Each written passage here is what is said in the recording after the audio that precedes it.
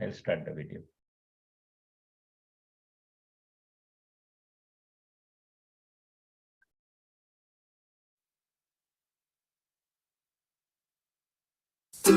Connectra creates opportunities for people living with disabilities by providing information, resources, and programming geared towards greater inclusion and quality of life.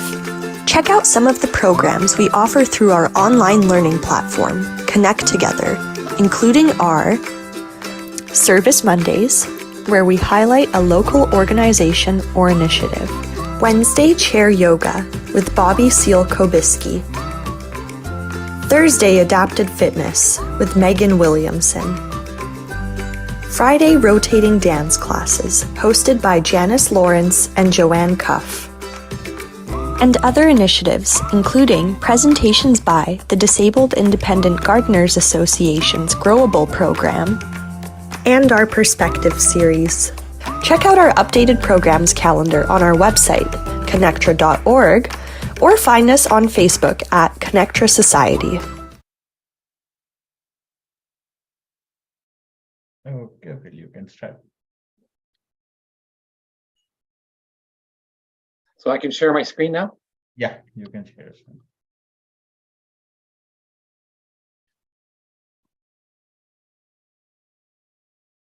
And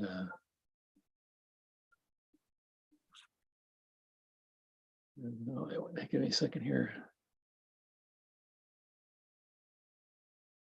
Oh, there we are.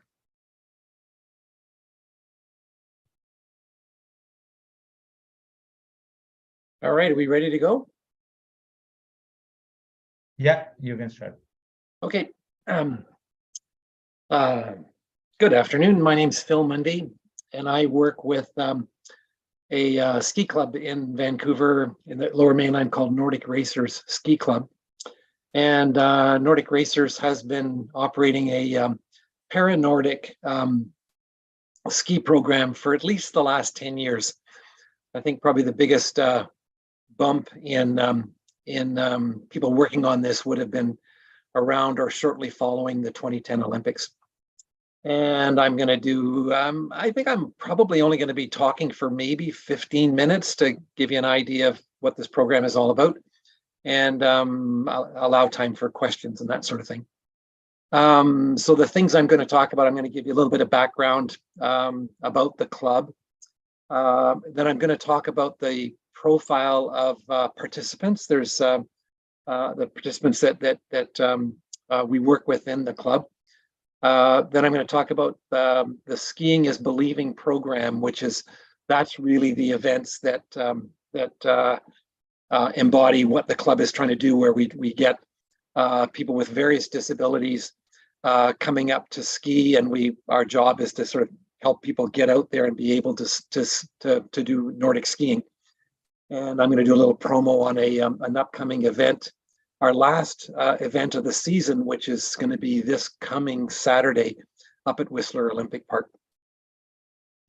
So the club, Nordic Racers Ski Club, it's a cross country, it's a non-profit society, and they really work. The club really is focusing on trying to promote cross country skiing for skiers of all abilities and all levels. We have, I think, roughly 300 people in the club.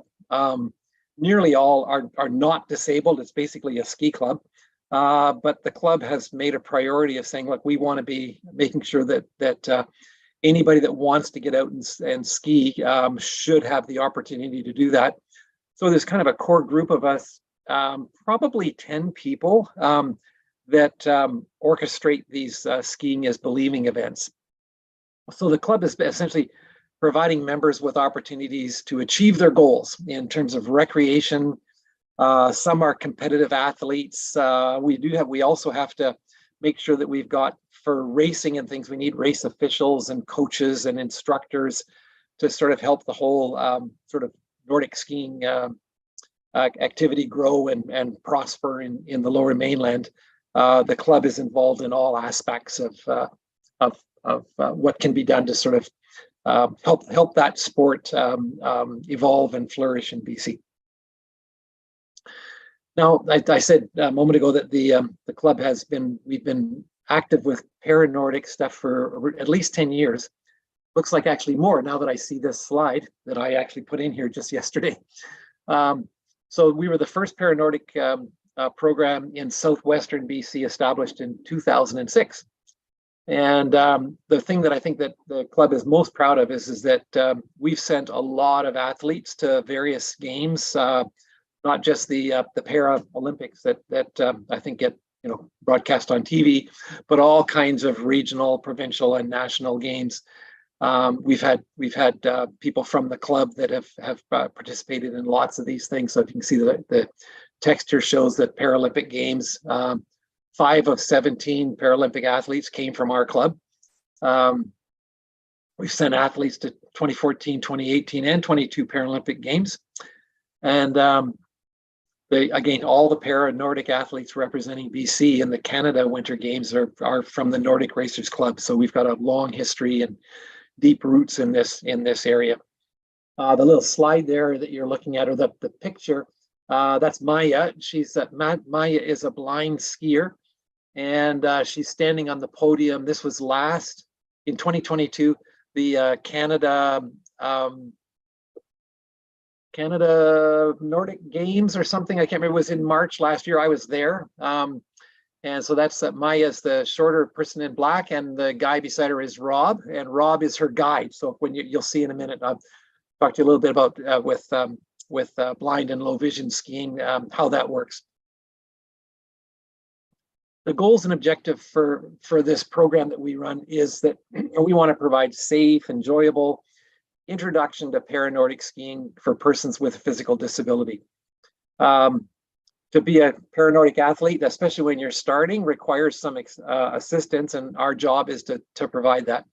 Once people get going, we find that they don't need so much assistance, but although again, that's why we have these Skiing is Believing days. We do 3 of them a year, and we actually also offer opportunities for people that want to do more skiing to get out with some of our volunteers aside from these sort of event days, so that people can just get out and ski. And I would have to say that like 99% of the skiers that we work with are all recreational skiing. They're just wanting to get outside in the wintertime and enjoy the Whistler or Hollyburn, wherever it is they happen to be skiing.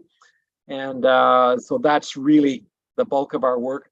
Of course, we make a big deal about athletes that we've been able to work with who have gone on to compete in various games. That's just great, and that gives us a lot more visibility and I guess marketing and promotion.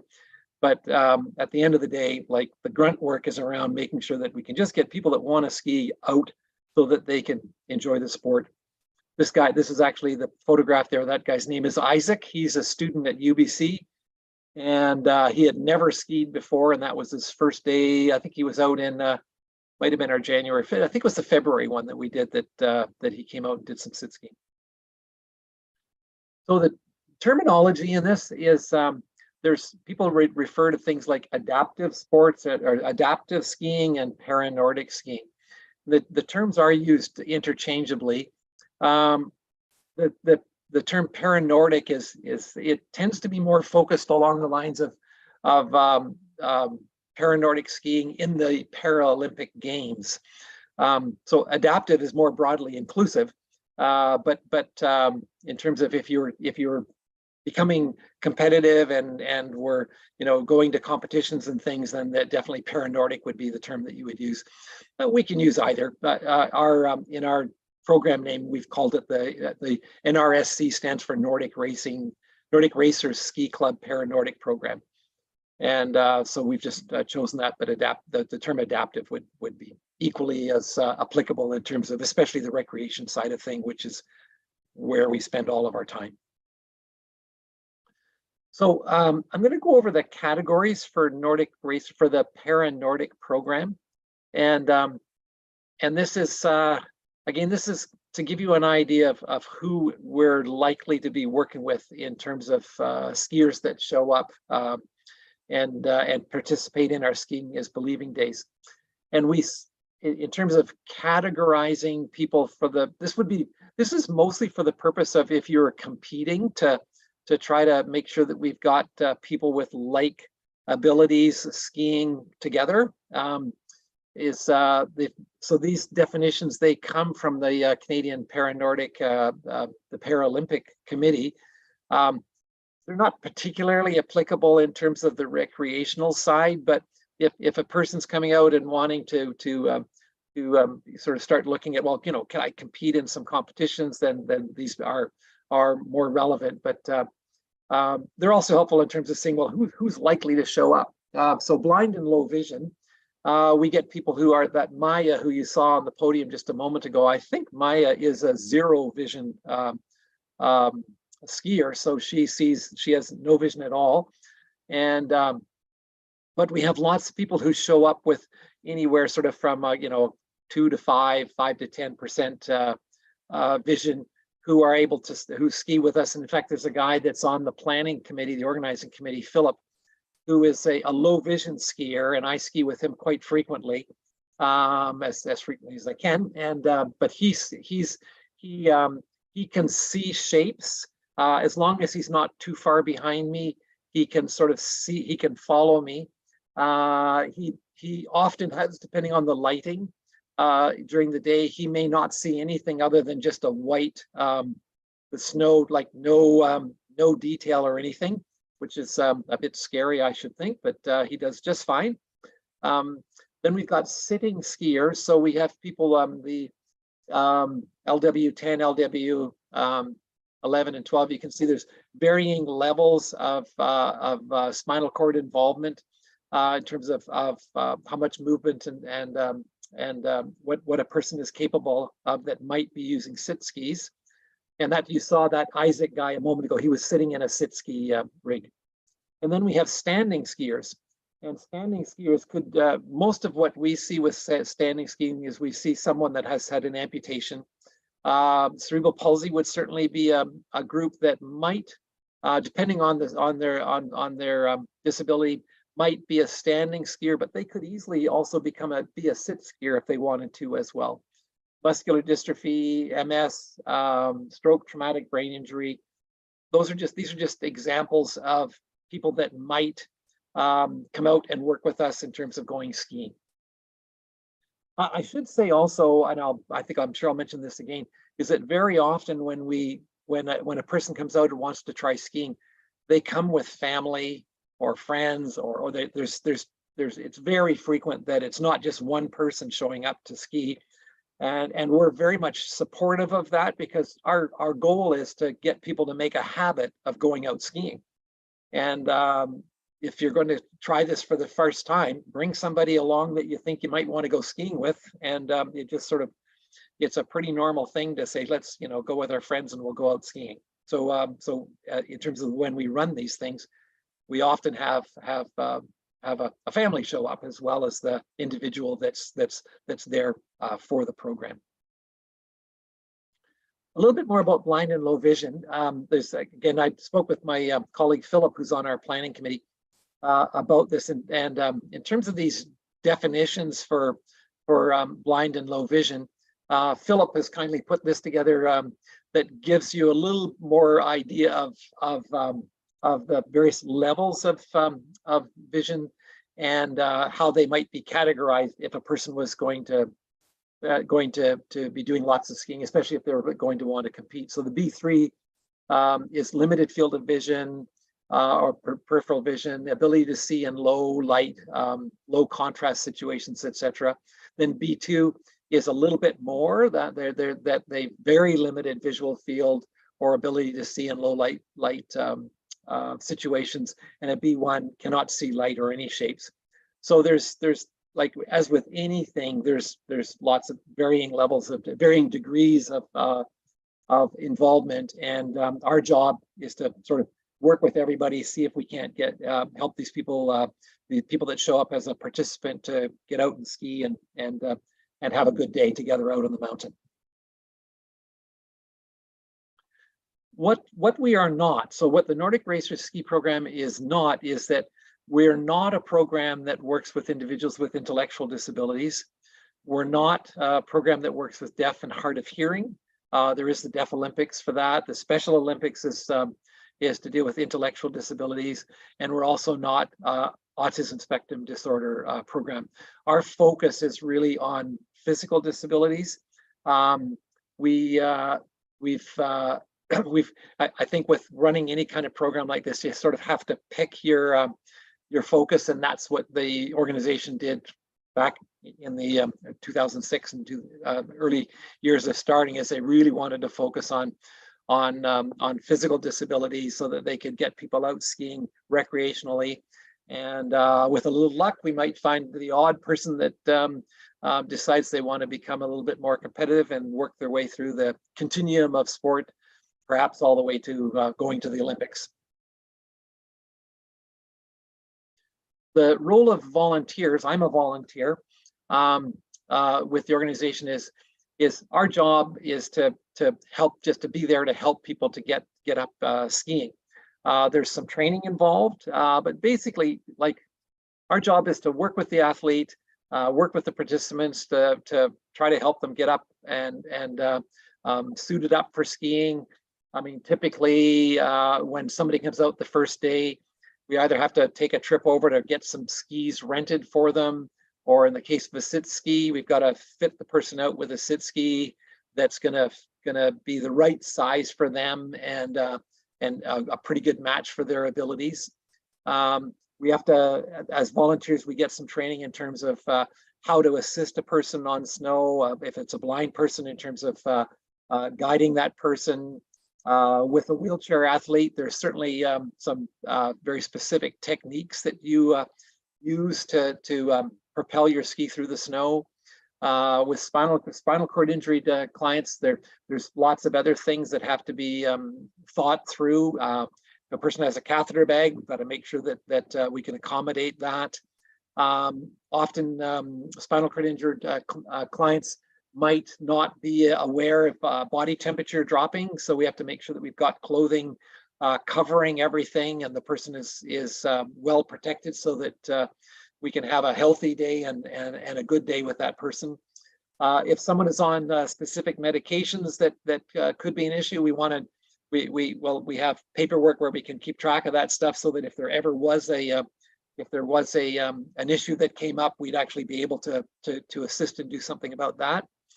And with blind skiers, there's headsets and bibs that get used. I'll talk a little bit more about that in a moment. And with sitting, again, there's various, as I mentioned here just a moment ago, there's the individual has to be fitted to the ski to make sure that they're going to be able to have maximum efficiency when they're skiing. And with amputees, typically we can use off-the-shelf equipment, rental equipment for that. But it definitely is going to need some specialized coaching to help the person be able to figure out how to get out and ski efficiently. Volunteers that we've got at this point, I think, as I mentioned, I think we've got around 10 people in the club that we work with as volunteers for the Para Nordic program. And there's some training that's done early in the season to sort of get people into the groove as to what sort of issues might come up, what kind of help the various individuals likely to need. There's a program that's run by NCCP, which is the National Coaching Certification Program. It's a national program, and Safe Sport, which is an education program to make sure that people that we do a good job of making it a positive, safe environment for anyone to come and participate in sport. All of our volunteers have criminal record checks completed so that we can work with kids as well as adults. Our coaches participate in this National Coaching Certification Program.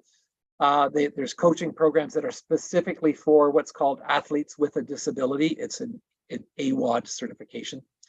And we work with volunteers and coaches drawn from two clubs. So I'm with the Nordic Racers Ski Club, which is sort of based at Hollyburn, Cypress Mountain, essentially.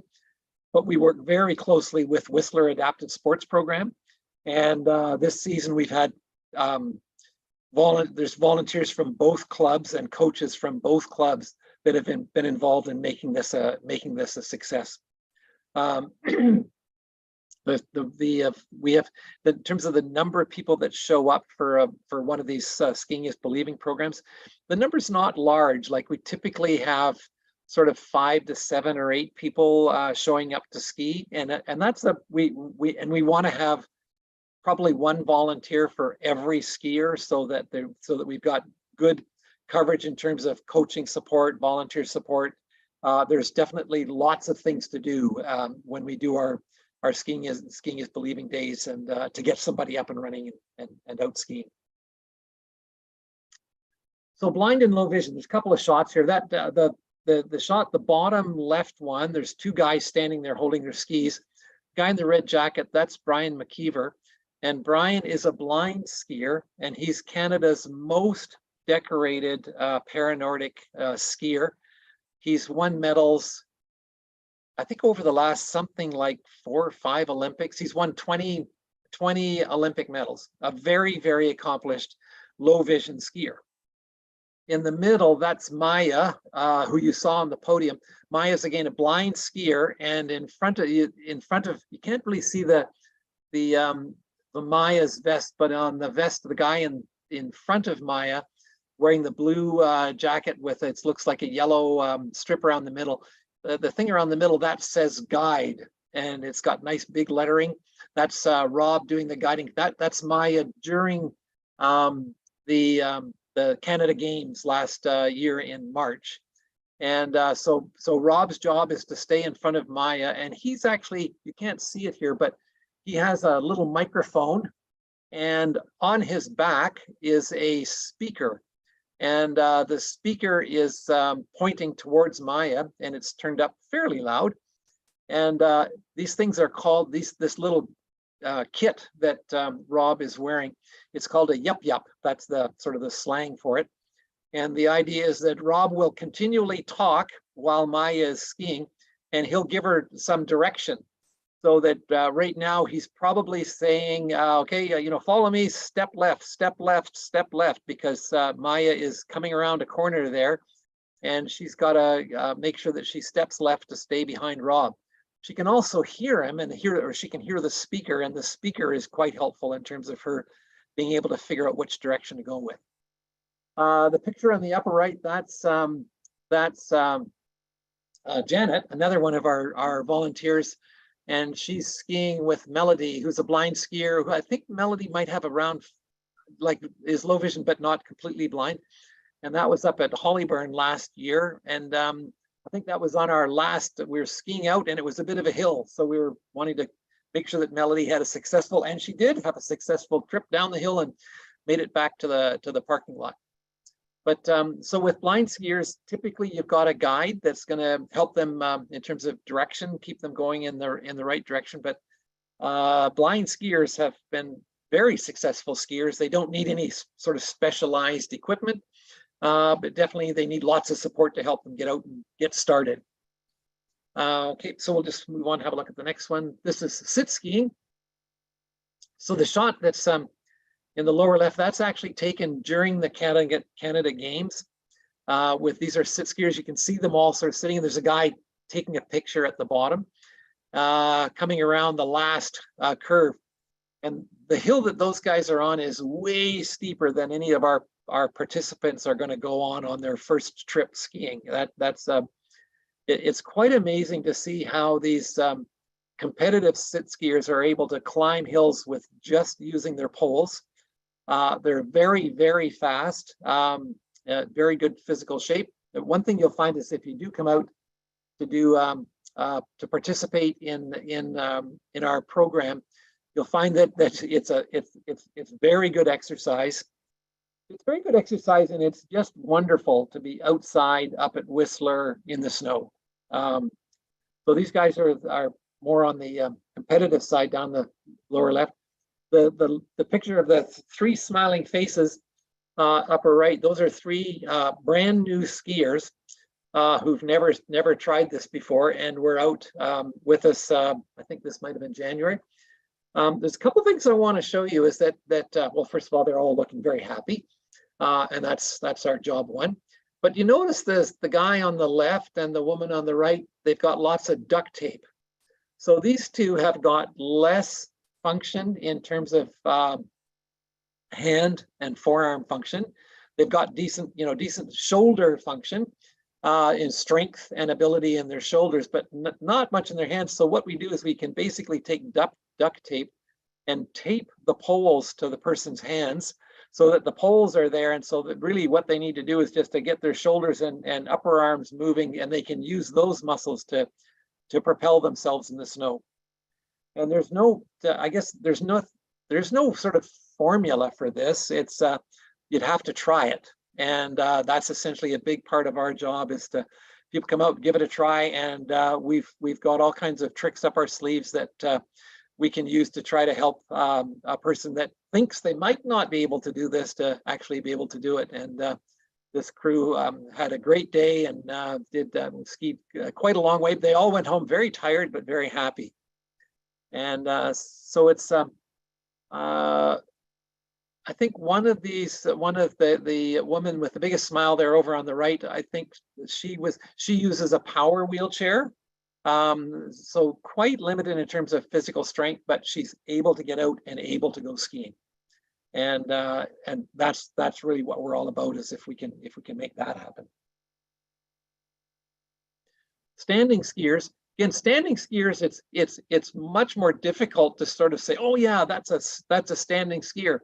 And on the picture on the left, that's just a bunch of us towards the end of the day, all looking very happy and pleased with ourselves that we had a successful day up there. The picture on the right, that's actually Isaac, who you saw earlier on his first day of skiing. And the woman that is immediately to his right is a woman who has she has an above knee amputee. She's an above knee amputee, her left leg. And but she's been out with us a couple of times skiing. She's not fast, but she can ski, and she can get out on the snow and be out in nature. And really, I think that's the attraction for her. She's not trying to race. She's strictly a recreational skier, but it's an awful lot of fun to get out and on a snowy day and be out on the ski hill. And you will definitely get some exercise regardless of your regardless of what adaptations that we might make. Everybody gets lots of exercise and hopefully goes home happy. Actually, I'll say something here. I hadn't actually put in the presentation, but in terms of the mechanics of going through a day, these events are typically held at the Whistler Olympic Park, and at that park, it's just south of Whistler. There's a big activity room that they've got, so that we have some indoor space. So that if people need to get in out of the cold, they can do that. It's right there at the place where we start.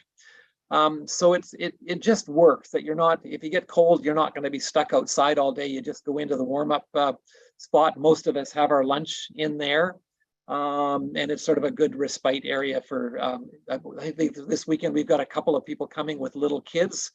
And a couple of our volunteers are going to look after the kids. And I think we even have somebody with a service dog that's coming up. So we'll have to look after the service dog while the participant goes out and skis. But having this sort of all-purpose room really makes it so that we can manage all the details around getting suited up and taking a break, etc. So, okay, here's the slide on the Skiing is Believing event. So we do 3 of them a season. We've done one in January, one in February, and the final event of the season is coming up this coming Saturday, March 18th. Takes place at Whistler Olympic Park. We typically go there for these SIB events because it's quite flat. The area that we do our skiing in is quite flat, so it's not too challenging. Cypress Mountain and Hollyburn there's hills there no matter where you go, and we want to make this to be a nice, easy way to get out for recreation and get people started. So the Whistler Olympic Park is much better. In order to, if anyone seeing this video wants to attend, you have to register, and you register on the Nordic Racers website, and I'll have all that information for you here in a moment. The program is free for participants. including equipment rentals and day passes for the skier. So there's no cost for participants who want to come up and ski with us. Family and friends, as I mentioned earlier, they're definitely encouraged to come along. They're not subsidized by the program, so they do have to plan on getting themselves a ski pass, etc. But for the participants, that's really where we're putting our funding. We also provide a travel stipend. If someone's driving up from the Lower Mainland or something, we can provide a stipend to cover gas costs to help you get there. So I think it's fairly all inclusive in terms of the kinds of things that we're able to cover. And typically the day is that you would get there by around 10 o'clock, something like that. And we'd ski for a couple of hours, have a lunch break, then go out and ski a little bit more. And basically we'd be all wrapped up by about 3 o'clock. So that gives you that basically gives you a sense of what the program is all about. Here's a couple of guys. The guy on the left there, he started this season maybe last season, did one skiing. He's skiing very frequently, and his plan is to get himself to the Olympics.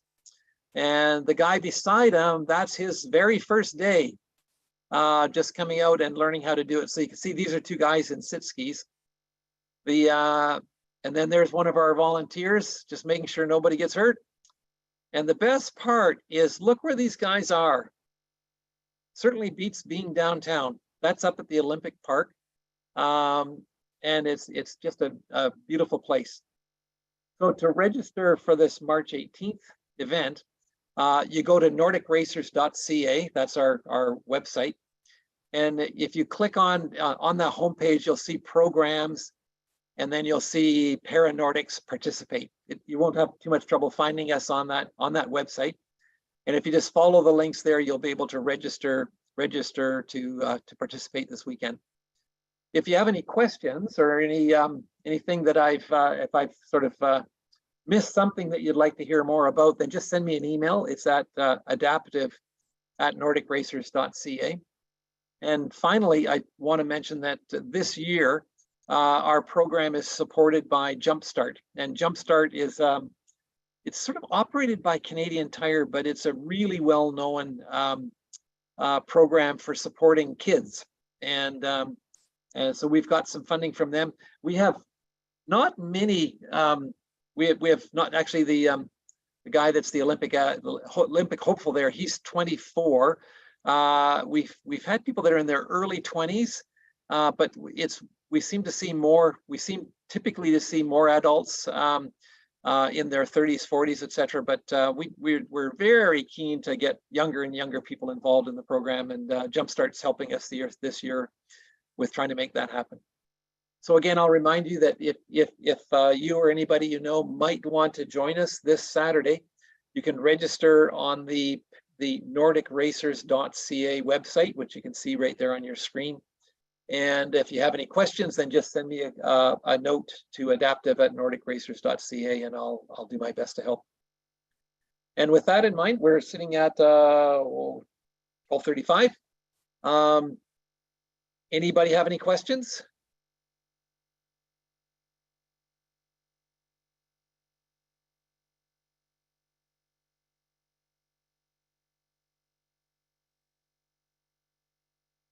I must have done a great job explaining things.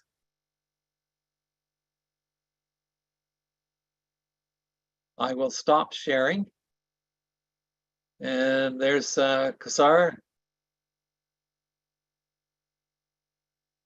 It was really nice. Good information. Are you going to come on Saturday or not? I am not a snow guy. Oh. I hate the cold. I feel like I'm a failure now.